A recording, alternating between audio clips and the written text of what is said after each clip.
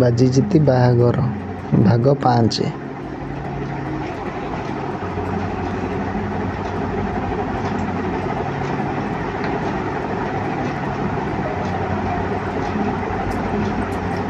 ଭୋଜରାଜା କହିଲେ, ରାଜା ତୁମକୁ ପରୀକ୍ଷା କରିବା ପାଳି ପଡ଼ିଲା। ସାମ୍ନାରେ ଯେଉଁ 1000 ଝିଅ ଦେଖୁଛ, ସେମାନଙ୍କ ଭିତରେ ଅସଲ ଭାନୁମତୀକୁ ଯେବେ ଚିହ୍ନିପାରିବ ଆଉ ତା ହାତ ଧରି ଆଣିପାରିବ, ତାହେଲେ ସେଇ ଝିଅ ତା ହାତରେ ଧରିଥିବା ବରଣମାଳା ତୁମ ଗଳାରେ ଲମ୍ବାଇ ଦେବ। ଏଥିରେ କିଛି ଭୁଲ ନାହିଁ।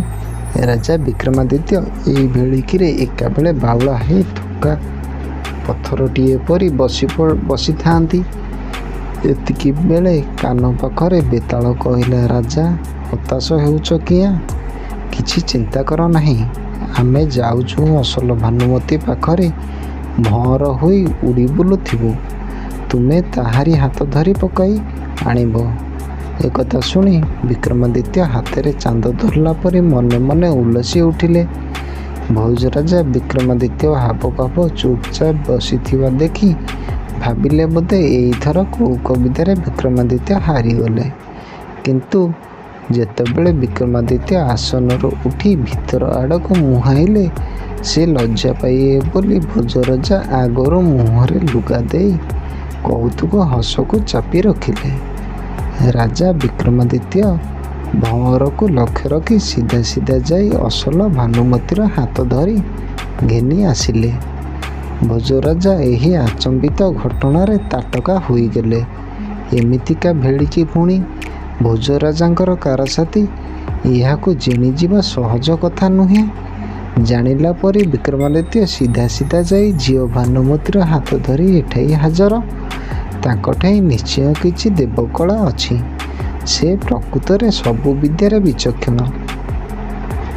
ଏହା ଭାବି ଖୁସି ହୋଇ ବିକ୍ରମାଦିତ୍ୟଙ୍କୁ ଧନ୍ୟ ଧନ୍ୟ କହି ଖୁବ୍ ସାବାସି ଦେଲେ। ଅନ୍ଦର ମହଲରେ ରଖି ଖୁବ୍ ଆଦର ଯତ୍ନ କଲେ। ନିଜ ବନ୍ଧୁବାନ୍ଧବମାନଙ୍କୁ ନିଜ ଝିଅର ବାହାଘର କଥା ଜଣାଇ ଦେବାକୁ କତି ଦେଶକୁ ଗୁଆ ଆଉ ଦୂର ଦେଶକୁ ଛିଟାଉ ଦେଲେ। ବିଭାଘରର ଆୟୋଜନ ହେବାକୁ ଲାଗିଲା। ରଜାଘର ବାହାଘର କେଉଁ କଥା ଅପୂର୍ବ। ଚାକର ବାକର ପୋଇଲି ପରିବାରୀମାନେ ସେଟା କାମରେ ଲାଗିଗଲେ। ଦିନ କେଇଟାରେ ସବୁଠି ସବୁ କଥା ସଜିଲ ହୋଇଗଲା। କେତେ ଆଡ଼ୁ କୁଣିଆମାନେ ପଳ ପଳ ହୋଇ ଉଆସରେ ରୁଣ୍ଡ ହେଲେ। ଲୋକମାନେ ଗହଳ ଚହଳରେ ରାଜ ନ ରଖିଲେ ଦୁଲୁକିଲା। ଭୋଜରାଜା ରୋଷଣୀ ଆତସବାଜି ମେଳା ମଉଛବ ଯାନିଯାତରା କରି ଖୁବ୍ ଜାକଜମକରେ ଝିଅର ବିଭାଘର କଲେ। ମାସ ମାସ କାଳ ଧର୍ମ କରି ଦୁଃଖୀ କାଙ୍ଗାଳମାନଙ୍କୁ ସନ୍ତୋଷ କଲେ। ନଗରର ବୁଢ଼ାବୁଢ଼ୀ ପାକଳ ଲୋକମାନେ କହିଲେ, ଏମିତି ବାହାଘର ଆମ ଜୀବନରେ କେବେ ଦେଖିନଥିଲୁ। ରାଣୀ ହଂସପୁରରେ ଭାନୁମତୀ ଆଉ ବିକ୍ରମାଦିତ୍ୟଙ୍କୁ ଖୁବ୍ ଭାବ ଲାଗିଗଲା।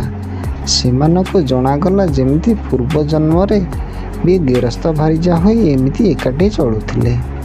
ଶ୍ୱଶୁର ଘରୁ ବିଦାୟ ହେବା ଦିନ ପାଖେଇ ଆସିଲାରୁ ରାଣୀ ଭାନୁମତୀ ରାଜାଙ୍କୁ କହିଲେ, ଦେଖ ବାପା ସାଆନ୍ତେ ତୁମକୁ ଯୌତୁକ ନେବା କଥା ପଚାରିବେ। ଆମର 2 ଜଣ ଦାସ ଦାସୀ ଅଛନ୍ତି।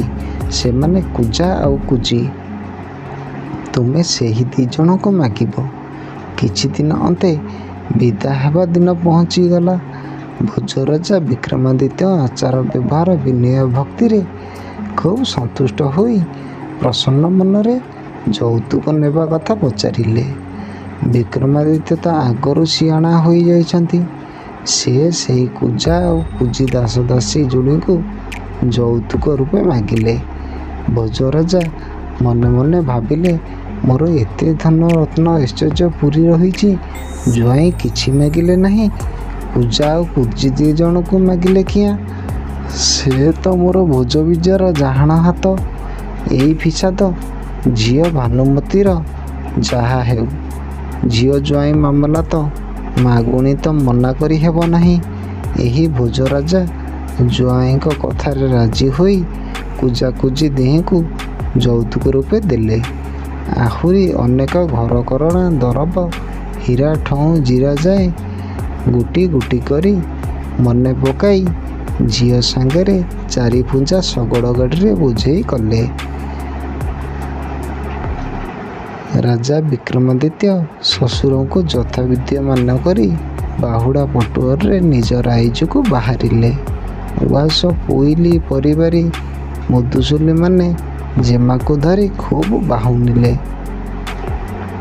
ଗୋଟିଏ ଝିଅ ବୋଲି ରାଣୀ ବି କାନ୍ଦି କାନ୍ଦି ମୂର୍ଚ୍ଛା ଗଲେ। ଭୋଜରାଜାଙ୍କ ଆଖି ଲୁହରେ ଛଳ ଛଳ ହୋଇଗଲା।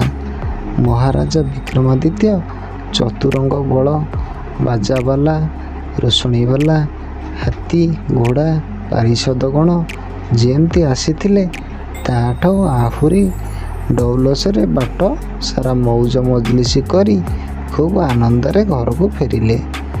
କେତେ ଦିନକେ ବିକ୍ରମାଦିତ୍ୟ ନିଜ ରାଇଜରେ ପହଞ୍ଚିଲେ।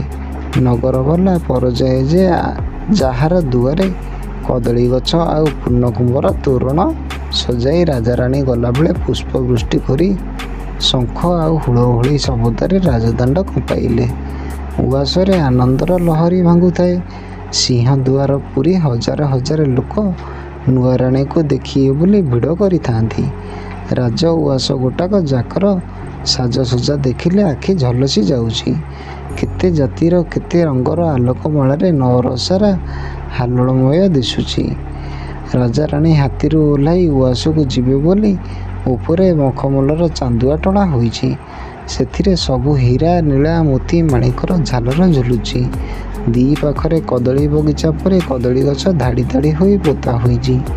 କଡ଼େ କଡ଼େ ଆମ୍ବ ପତ୍ରର ମାଳ ଲମ୍ବି ଯାଇଛି ସିଂହଦୁଆର ପର୍ଯ୍ୟନ୍ତେ। ତଳେ ସେମିତି ଚାମୁଚାମୁନିଆ ଗାଲିଚା ଲମ୍ବ ହୋଇ ପଡ଼ିଛି। ଉଆସ ଭିତର ଯାଏଁ ଉଆସର ଭୁଆସୁଣୀଏ ହୁଳହୁଳି ପକାଇ ସାତ ଦୀପରେ ବନ୍ଦାପନା କରି ବରକନ୍ୟାକୁ ଉଆସକୁ ନେଲେ। ଶଙ୍ଖ କାହାଳୀ ତେଲେଙ୍ଗି ବାଜାରେ ପୁର କମ୍ପି ଉଠିଲା। ଦି କଡ଼ରୁ ଫୁଲ ତୋଡ଼ା ଗଜରା ଆଉ ଝରା ଫୁଲରେ ବାଟ ପୋତି ହୋଇ ପଡ଼ିଲା। ନୂଆ ରାଣୀ ଭାନୁମତୀଙ୍କ ସଙ୍ଗରେ ଧରି ମହାରାଜା ବିକ୍ରମାଦିତ୍ୟ ଉଆସରେ ପଶିଲେ। ସାଙ୍ଗେ ସାଙ୍ଗେ ଆଲଟ ଚାମର ଚାଳେଣୀ ତରାସ ଛତ୍ରୀ ଘେନି ଛାମୁ ବଣରେ ଖଟଣୀମାନେ ଗୋଡ଼ାଇଥିଲେ। ହରିବୋଲ ହୁଳହୁଳି ରାଜାଙ୍କ ଜୟନାଦରେ ଆକାଶ ପବନ ଫାଟି ପଡ଼ିଲା।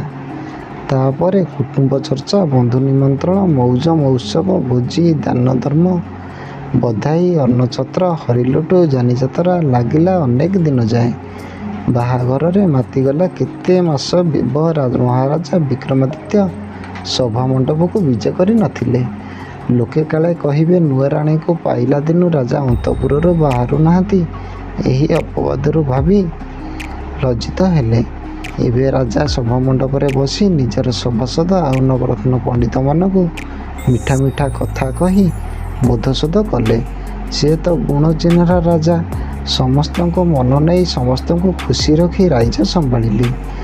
ଯଦି ଆମ ଭିଡ଼ିଓଟି ଆପଣଙ୍କୁ ଭଲ ଲାଗିଛି ତେବେ ଲାଇକ୍ କରନ୍ତୁ, ସେୟାର କରନ୍ତୁ ଆଉ କେମିତି ଲାଗିଲା ଆପଣମାନେ କମେଣ୍ଟ କରି ନିଶ୍ଚିନ୍ତ ଜଣାଇବେ। ଆଉ ରହୁଛି, ନମସ୍କାର।